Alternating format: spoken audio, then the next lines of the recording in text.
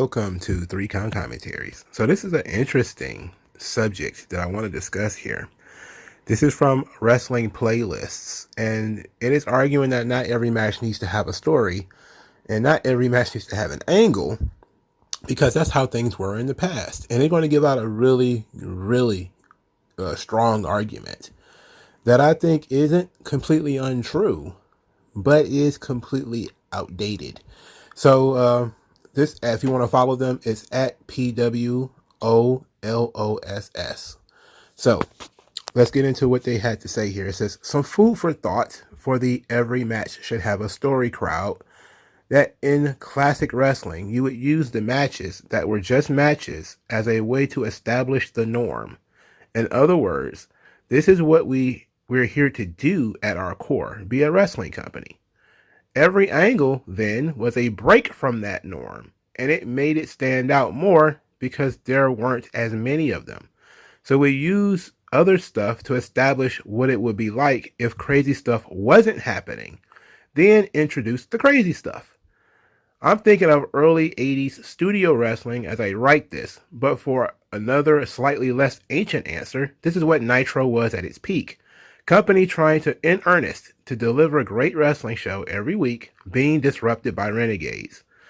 The norm in most wrestling I grew up watching was that the babyfaces, quote, asked for time when they needed to say something, or they had time scheduled. The heels just barged in and interrupted the show's order or format when they felt like it. If heels were particularly despicable, they either threatened lawsuits to get their time or were forced to purchase show time to make their case. That even happened before the NWO. But every wrestling angle is meant as a disruption. We had this thing over here scheduled, and then this other thing over here happened instead. To make that work, you have to also spend time establishing what normality looks like, or normalcy. And that normalcy was often two wrestlers with no particular grudge against each other, merely testing their skills against one another. Baby steps and all, but in a particularly good wrestling company, when the chaos gets out of hand, fines and suspensions start being levied by a fan-friendly company sick of heels sabotaging the show, just trying to make everyone happy.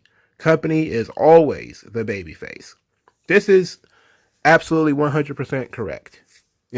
If you go back and you watch a lot of old wrestling shows, old Mid-South, old NWA, you would just get constantly match after match after match between star versus job guy.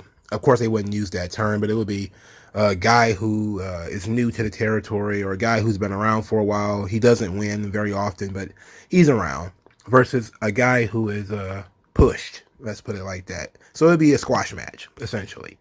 And it would be a show full of squash matches. But the issue here is this was 40 years ago. All right. This is the trope. This is the presentation of wrestling from 40 years ago. Here's another little nugget. This was one of the responses to this article, this piece on Twitter. Somebody says, this is Pat Dooley. I love this. People forget that arguably the greatest angle in the history of the business started because somebody had the temerity to interrupt Steve Dahl versus the Mauler. All right, that's true, because that's when Scott Hall appeared during Monday Night Nitro. But how often now would you have a Steve Dahl versus the Mauler, and people wouldn't say, well, clearly there's something going to happen here. They would just change the goddamn channel, and you tell them, they learn through Twitter that something happened. Well, that's how wrestling is produced today. That's how storylines are produced today. That's how stories work today. It's easy to fall back on the old classic wrestling did things this way. It's like, yes, but old doesn't necessarily mean good. You can go back into the history of old stories, generally speaking, where there was a different kind of action in these stories. And they were, it would take a while before we actually got there. We sometimes would go through the mundane parts of somebody's life.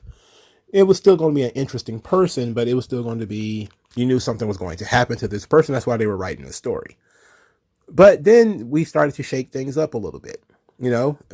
Storytelling, novels got a little bit different. TV shows got different. You started going from, hey, we're going to set up your story with backstory of the main character or backstory of the villain, backstory of whoever, and then we introduce the chaos. To sometimes you introduce the chaos right at the beginning of the story. It's called in media res, you know. Sometimes you start the book with somebody being killed, and you find out later that that character is important, you know, or whatever the case may be. Evolution happens in every form of entertainment. There is going to be evolution, there's going to be change. It needs to adapt. Pro wrestling in the 80s was not in competition with the NFL or the NBA or with popular sitcoms like Seinfeld or popular TV shows like Yellowstone or whatever the case may be. They weren't going head up with The Walking Dead when The Walking Dead was at its peak. It was not happening. Old wrestling used to come on at 12 o'clock in the afternoon on Saturdays. It wasn't primetime television, you know. And then there were times where pro wrestling, like in the 50s or whatever, would get canceled for like years at a time. So when you're talking about old wrestling, just talk about the outcomes of that too. That a lot of these old wrestling shows came on, they were taped for starters, they weren't live TV. Then, you know, when they were taped, they didn't show everything that they taped. Sometimes they would shoot an angle that wasn't taped in front of that audience. Sometimes it would be a different presentation than what the audience watched on TV wanted. It will also sometimes, well, let me back up. Sometimes the presentation was for people to sell tickets to the live show, not to watch TV. This is a flip that I've noticed that some people don't necessarily make, is that wrestling went from being a live event business to being television business.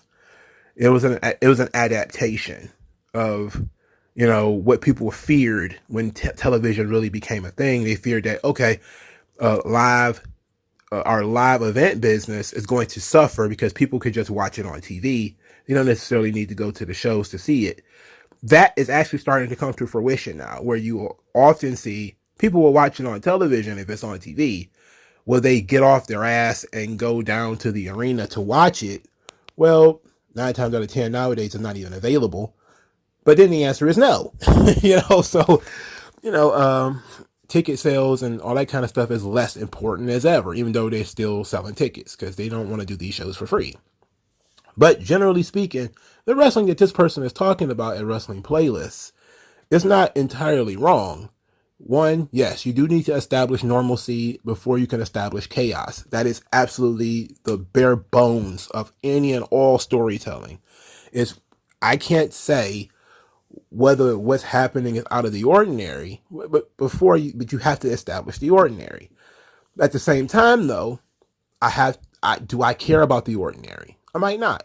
You know, I might not care at all about the ordinary life of this person. And you're going to have, in a society where people are constantly searching for attention, some people are going to get to the action faster. Some people are going to get to the action quicker. And the quicker you can get to the action, the quicker you can get to something actually happening, then the better off you are. And you could say, well, wrestling in itself is action. It's like, yes, but it's not boxing. It's not UFC. The audience knows that it's not real. The audience does not care about this guy, does not care about this guy. And if it's going to be a squash match, then a squash match needs to be a squash match, and that match does not need to be 10 minutes. That match does not need to be 15 minutes. That match does not need to be 20 minutes. You wouldn't guarantee somebody that much time in the 80s, right? You wouldn't dedicate 15 minutes to it. Also, you will also have in the 80s a presentation where a lot of those matches then ended disqualification. Because again, like this person is saying, the heels would just disrupt the match. They would disrupt the show, which is a positive. You do want to make sure that the heels are an aberration to the show. That is absolutely true. But that was, again, in the 80s. Today, the heels are just as much part of the show and they drive the story just as much as the baby faces do. The idea that the company is a baby face, well, that's just something that the outside wrestling fan created. It's not something WWE created. These people were, they hate Vince, which is usually 90% of it. They hate Vince McMahon. And these guys are dirt sheet guys, because these guys are dirt sheet guys. One of the people who responded, a couple of people, Les Thatcher, who used to run a WWE developmental, was one of the people who responded to this and with a thumbs up, kind of. Brian Solomon used to work for WWE. He's the one who retweeted this, and I was able to see it. So a lot of these people are dirt sheet guys who, hey, in the past, we didn't know the inner workings of a wrestling company either, and we didn't boo the company. We didn't chant ECW because we didn't like what we were being presented. Because WWE in the 90s, the mid-90s, so on 95, 96, wasn't doing what ECW was doing, wasn't doing what WCW was doing. And people said, well, you know what? This company is doing something that's interesting over here. You guys are not doing anything interesting. You're trying to the same old tried and true baby faces and heels. The heel is a giant black dude named Mabel. We're going to chant ECW at your product because ECW is doing soap opera. They're doing Raven is in a love triangle with Stevie Richards or whatever the hell. That's what they're doing down there, and that's what we prefer to watch. And people are booing that. People are booing what you're doing. They wanted this presentation. And then the presentation of matches having stories, having reasons for it to occur. This was elevated during the Attitude Era, where, yes, they did hot shot a lot of angles. There was a ton of angles.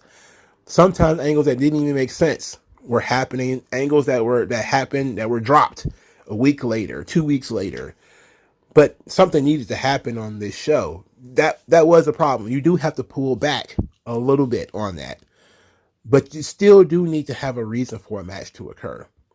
You can't, if you want to say, well, we're doing this for the money, then they need to say for the money. Somebody needs to say, well, this is going to the winner's circle, baby. It needs to be a reason for this to actually occur. Otherwise, people are going to change the fucking channel. It's a different audience. You grew up in the 80s or the 70s or whatever the hell with wrestling for the sake of, and you are a wrestling fan. And so you sat and you watched wrestling in the hopes, praying that somebody would actually do something. Today, people are expecting you to do something. And if you don't deliver something, then people are going to just become numb to your product and begin to change the channel. Yes, people are interested in, we need to tell the audience that we had a regularly scheduled match, and our regularly scheduled match is going to be Steve Dahl versus the Mauler. And you have the benefit of Steve Dahl versus the Mauler being a match that was interrupted. Nobody cares about that match. Nobody knows who was going to win that match. And I can tell you right now, if you did a bunch of those goddamn matches on the show, that rating is going to hit the toilet. And since ratings is what drives wrestling today, because that's the primary revenue stream of these wrestling shows, is television ratings and TV contracts. If you don't deliver an engaging product, and you need to do whatever it takes for it to be engaging. Now you have to mix in some social media stuff. So you have like Rey Mysterio getting attacked at his own home, crazy stuff like this. And they talked about this in one of the responses about, illogical uses of the camera. And I say, like, we're at this point, we're beyond that. We're beyond the conception of why is a camera there. I think you're asking too many questions. Like, you're asking, how can SpongeBob talk underwater at that point? It's like, it's there because it's on television, right? So everything that we see, we're supposed to be able to see everywhere. The camera is essentially existing everywhere at one time. So we're involved in watching the heels scheme backstage. We're involved with baby faces playing cards with the heels, which is, something that's odd. But we're involved in all of this stuff because the camera just follows the characters around, much like a soap opera, much like a regular TV show, because it's a TV product now. It's not a live event product where we're just lucky to watch these games or watch this sport. And that's it. It's like there used to be football games when I was a kid. They used to be blacked out, meaning the football game occurred, but if you weren't in the building, you didn't see it. They would say, well, the Lions didn't sell enough tickets to have this game be broadcast this time. so we're not going to broadcast the game. And I would be sitting at home like, oh man, that sucks. The NFL would never do that today. There's too many different ways to watch a football game for a football game to be blacked out. They know the difference now, and the power of their audience, that people want to consume football. And sometimes they don't just watch their own home team. Sometimes they watch other people's teams too, because they might follow a player.